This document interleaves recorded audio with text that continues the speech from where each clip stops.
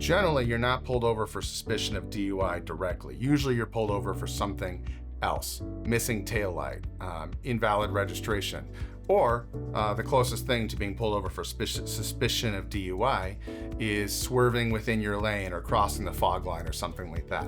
However, the first thing that happens after you're pulled over is the officer is looking to see if he can smell, see, or observe any signs of impairment, whether that's alcohol impairment or drug impairment. Generally speaking, officers are looking at your eyes, you're listening to your speech, watching your demeanor, watching how you handle your wallet or your ID, looking for your license or your insurance or your registration. If you're fumbling with those things, or if you can't pull your license out, or if you're slurring your words, or if there's a pervasive smell of marijuana or alcohol in your car, they're going to be investigating for DUI, even if they were just pulling you over for speeding.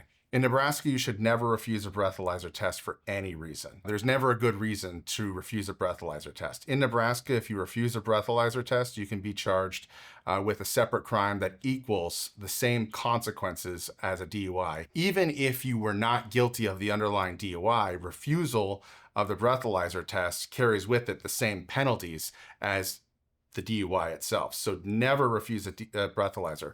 What you should refuse, though, is field sobriety tests. Field sobriety tests on the side of the road are a game. They're a catch. They're just there for the cop to catch you making mistakes. I'm stone cold sober right now. I could never pass a field sobriety test. There's nothing you can do to pass a field sobriety test. Don't take them. When the cop asks you if you want to take a field sobriety test, quite gently refuse. Say, I'm not going to take any field sobriety tests. I will submit to a breathalyzer, though. Breathalyzer is scientific data. It's your get out of jail free card if you are below the legal limit. And I would rather you take a breathalyzer and fail it and challenge the basis of the stop than have you refuse a breathalyzer and have no basis whatsoever to help you. DUI first offense comes with some state-mandated penalties that are the same across the state, but they're applied differently in every county, and that's why you need an attorney who knows what he's doing. In the state of Nebraska, the broad penalties for DUI first offense, under 0.15 alcohol. So that means you have less than 0.15 in your breathalyzer. The penalty in the state of Nebraska is a $500 fine, 7 days to 14 days in jail, and a 6 months license revocation. Now, if it's a high BAC, 0.15 or more, it's up to a year license revocation, and I believe it's up to 60 days in jail. In some counties, on a low-level DUI first offense, that's 0.15 or below, you can avoid the jail sentence. That's not every county. It's in some counties. Lancaster County is one of those counties. Douglas County, unfortunately, is not. You can avoid the jail sentence by doing something called house arrest, and the judges will authorize house arrest on first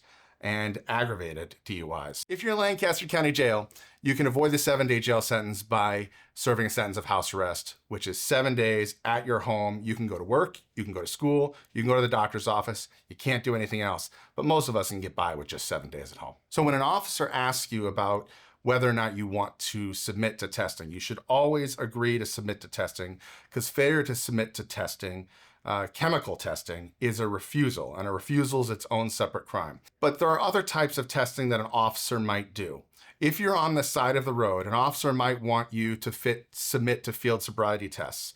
You should always refuse to submit to field sobriety tests. When I say refuse, I don't mean be argumentative with the officer. I mean simply politely tell the officer you're not going to be doing field sobriety tests. If the officer asks you why, you tell the officer, I don't answer questions.